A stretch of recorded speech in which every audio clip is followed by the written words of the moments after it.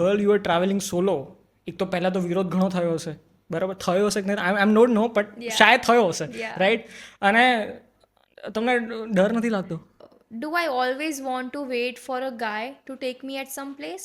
Or do I want always my parents to take me somewhere? Can I not be by myself for myself? તો મેં કીધું I can be my myself, હું એકલા જઈ શકું છું.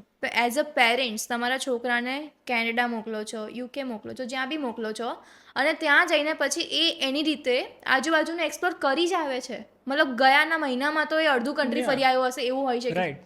And you are proudly telling everybody on call મારો છોકરો કેનેડામાં આ જગ્યાએ ફરી આવ્યો and that is comfortable to you. Right.